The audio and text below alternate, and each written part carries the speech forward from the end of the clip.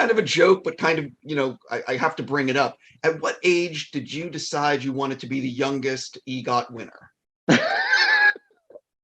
EGOT wasn't even a thing until like 30 Rock popularized it in the early aughts, right? And to chase something that Tracy Morgan is chasing is nuts. But for me, it's again, like I think about like stats, right? Like I was just watching the Australian Open, and it was amazing to watch Rafa Nadal like get the 21st Open, but he wasn't thinking about that. He was thinking, this guy half my age is hitting a ball at me very fast. So a lot of what you're doing is just making stuff because you're making it for the sake of making it. You hope it connects. And then the stats that come out, they're interesting and they're cool, but they're never what you're chasing. I understand. By the way, if I could vote for you, I would stuff the ballot box with like 1,000 votes, just to help that along. What does it mean to you for the DGA to be talking about giving you, I believe it's called the Outstanding Directorial Achievement of a First-Time Feature Film Director? First of all, the company I'm in is just incredible because Rebecca made such a beautiful movie. Maggie Gyllenhaal made such an incredible movie. So it's really cool company to be in.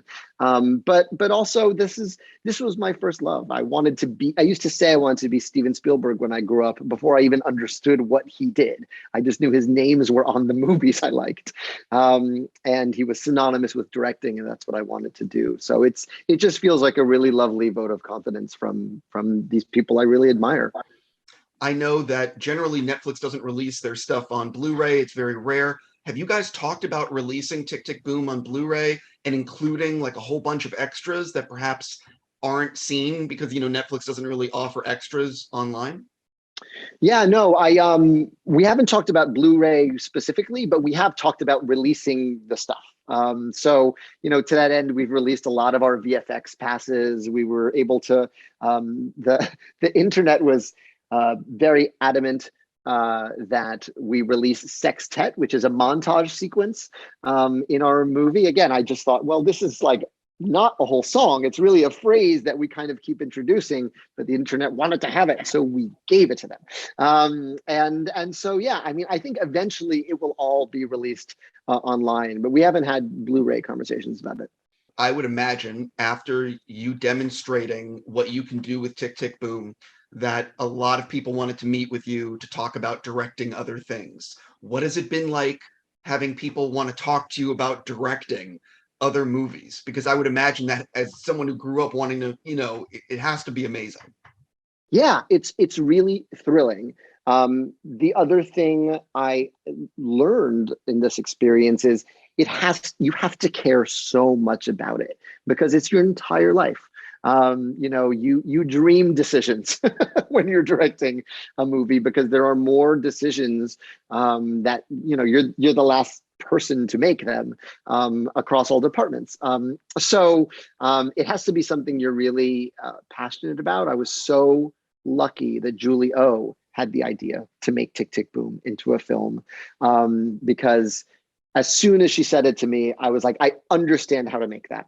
And I don't know that that's the case with everything. I think you have to understand that you can bring something to it. And because I am a musical theater songwriter, because Jonathan Larson is one of the people who inspired me to write in the first place, I felt like I innately understood how to unlock this. And what it also gave me was a flavor for what kind of stuff I would want to direct. I'd love to make more little musicals. I think we think of musicals as this binary thing. They're big, splashy Hollywood musicals, or they're not musicals, like in the popular imagination. And one of the great gifts of this past year was the diversity of musicals on display. The musicals can be Annette, the musicals can be Cyrano, they can be Tick, Tick, Boom, they can be Everybody's Talking About Jamie. Those are all really different movies, and they're all musicals. So I would love to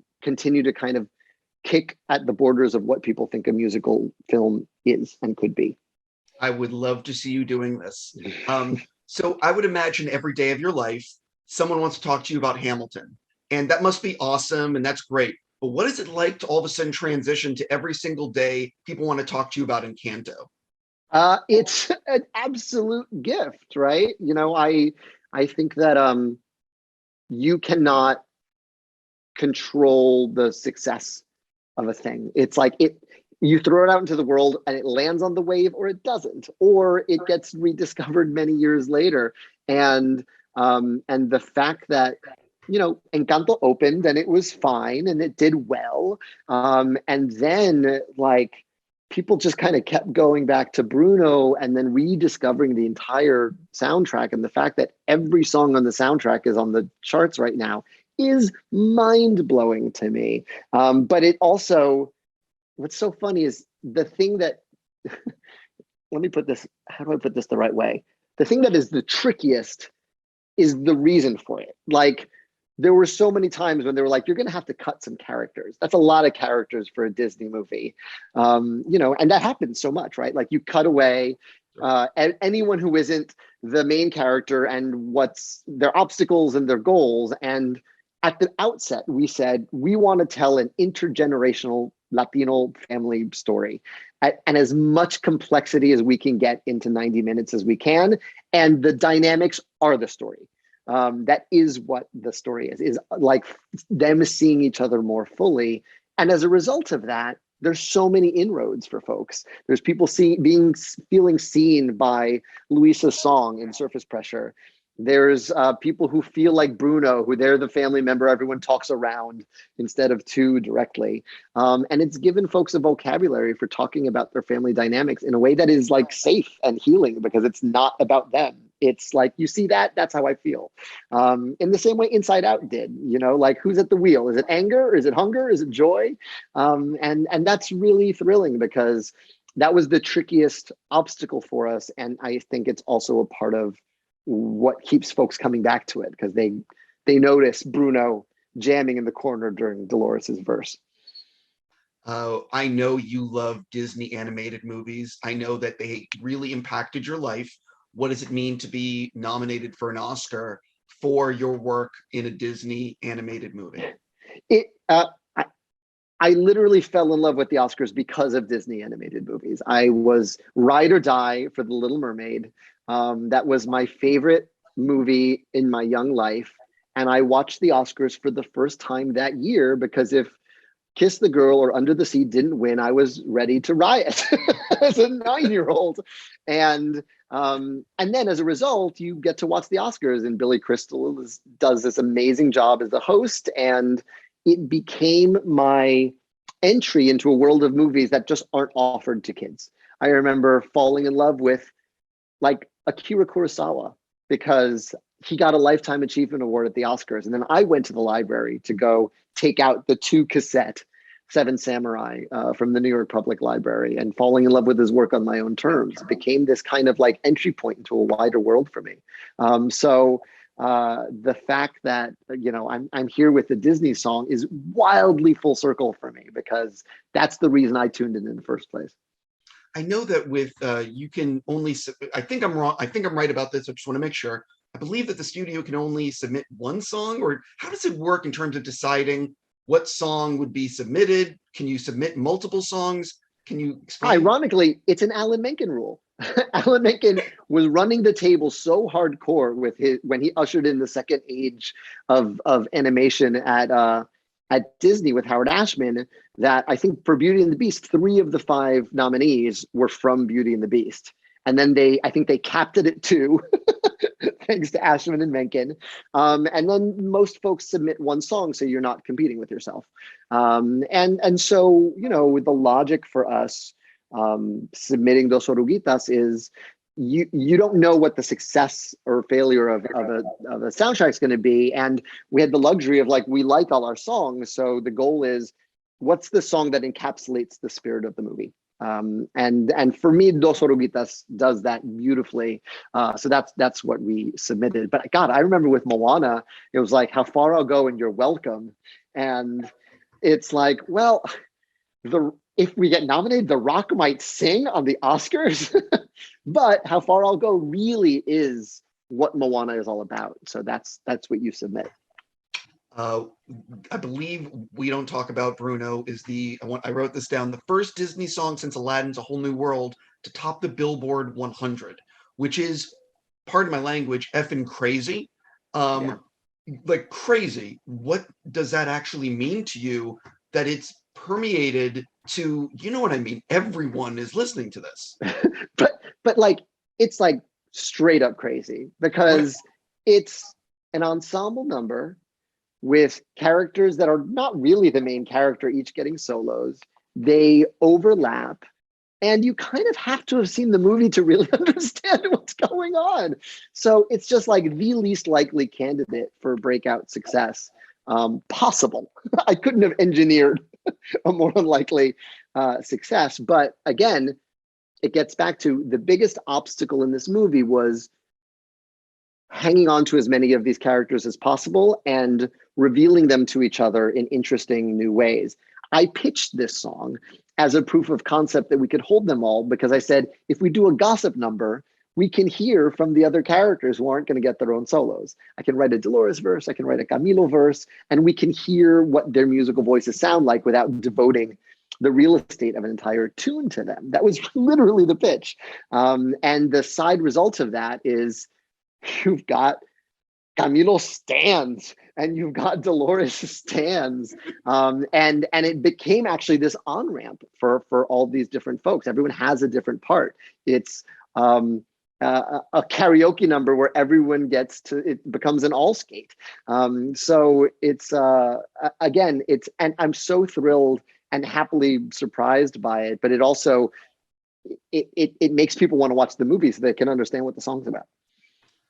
There are a lot of Reddit threads on Encanto, a lot of people online debating little Easter eggs and secret things in the movie. Have you heard or seen any wild theories about Encanto that you're like, oh wow, that's true. I didn't even realize it. Well, I mean, honestly, the detail of Bruno dancing in the background of Dolores's verse is not one I noticed until someone pointed it out to me on the internet, and now I can't unsee it. Right. But yeah, again, it's really fun for me because the I watched that development process. I was there when the powers were all swapped, and Pepa, Titi Pepa, was indestructible, and Mirabelle's mom mood controlled the weather. So I was kind of there as the mythology was being built, and Jared and Charisse and Byron were figuring out how to make the gifts, the extensions of these characters, and how we were going to tell this story, and the delight in people having theories in, oh, well, Mirabelle is going to take over. Her gift is going to be, she's going to be the head of the family in the same way that Abuela, who doesn't have a gift, is the head of the family. Like, that's all fair game, and it's all wonderful. And it's all really, again, because we have so many characters, there's just a lot to unpack. I would imagine with the success of the soundtrack that Disney maybe has reached out to you and said, hey, do you want to release any songs that like alternate versions of the songs or deleted songs? Or is that stuff that you don't want to have see the light of day? Or is that stuff that you sort of want to share after a certain point? Like how, you know what I mean? Because there's Well, so many it's fans that want interesting to hear because that. there aren't that many. This was a pretty quick ascent up the mountain in terms of the development. The only cut songs I really have, they're all cut Mirabelle I Want songs because the I Want song is the hardest song to write in any movie. I struggled with it the most on Moana with How Far I'll Go. I struggled with it the most here for two reasons. One, you have to really understand what the journey is to be able to then go backwards and write what the main character really wants and needs. And so often, and those things really have to line up for us to feel satisfied. And then the other thing is like, it's just intimidating because Disney has the best I Want songs. You've got Part of Your World and Colors of the Wind and Let It Go and Into the Unknown and Reflection. They write, it's just an intimidating legacy. So it's not enough to get the assignment right of what does this character want. It has to soar in a really specific way. And if it doesn't pass the test of a kid like singing it with a hairbrush in the mirror, like it doesn't win. And I actually, that was a moment where I called Bobby and Kristen. I'm very lucky to count them among my friends and said, I'm lyrically it's here, but I want it to do this, and I don't have and they were an incredible sounding board for me in that number. So the answer to your question is like, there's not really much to share because the songs that I wrote are essentially in the movie, with the exception of like 2 or 3 cut Mirabelle stabs. I put on Twitter that I was going to talk to you, and something that came up with a number of people was, did you record demos yourself of all the songs? And would you ever consider sharing them so people can hear them? Yeah, that's how I write. I play piano. I work on this very computer, and I make myself demos. There's a kid on TikTok who does an incredible impression of me, and he's basically done like what this would sound like as a demo. And he's Ursula, man. That kid stole my voice. He sounds just like me. So like, the answer is like, you kind of already have them because that's what they sound like. So I forgive me, I don't know the kid's name, but like, you got him. Like, you don't need to hear mine. Like, it's already out there. That kid's devastatingly accurate. I think there's something to your name being on it, though. Not everyone is on TikTok. Just throwing that out there. I'm sure Disney would like it. But speaking of Disney, with the Yeah. success of the movie, is there have you had like a conversation with them where they're like sort of saying to you, do you have ideas for what, like a spin-off for Disney Plus? Is there something else we can explore in this universe that you're interested in? Or do you know what I mean? Yeah. Well, I do think um, there's an appetite to further explore the Madrigal family, given how many characters there are and how many gifts there are, and also where we leave the story, right? Like, oh, now there's sort of this more fully realized version of themselves. Which way can we go? I think it's going to be a question.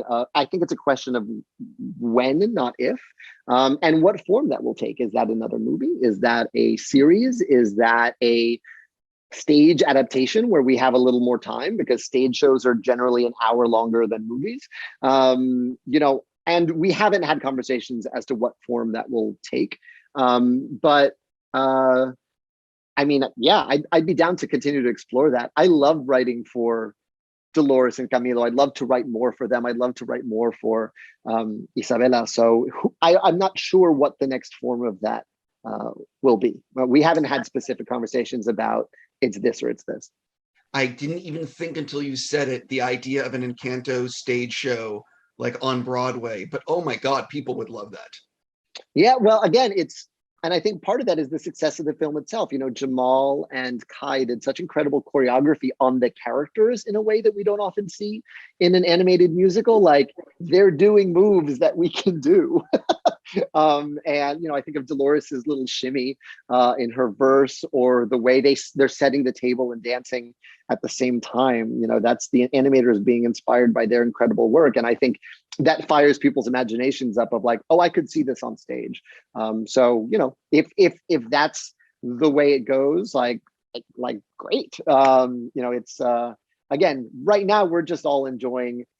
I have a group thread with the filmmakers, and we're just sending memes and videos, and like everything you guys are making, we are enjoying. Like the feedback loop of the way people have embraced this film. Last question for you. You've been very prolific the last few years in terms of all these movies you've been working on, all these different things. What is the horizon looking like for you now that these projects have wrapped? Have you been sort of like secretly working on all these other things that we don't know about? Or is it sort of like you're taking a little bit of like looking at the horizon, deciding what do I next want to do? Yeah, it's interesting because I think the world experienced it as this prolificness, but In the Heights took 13 years from Broadway to the big screen. Vivo was 11, and Tick Tick Boom and Encanto were kind of my opposing muscle groups at 5 years each. And so I have a really clear horizon line, honestly. And what I kind of want to do for this next little bit is just refill my cup, put myself in a situation where I'm a student again. I've been reaching out to songwriters I admire, just saying, can I hang while you're writing? I think I've developed a style from having written so much for so long, and people can identify what I sound like at the piano. And my next goal is to just like totally get out of that and learn from other songwriters, attack it from a new direction. So the next piece you go, he wrote that? That doesn't sound anything like him. Again, I'm inspired and heartbroken by Stephen Sondheim's passing, as everyone else.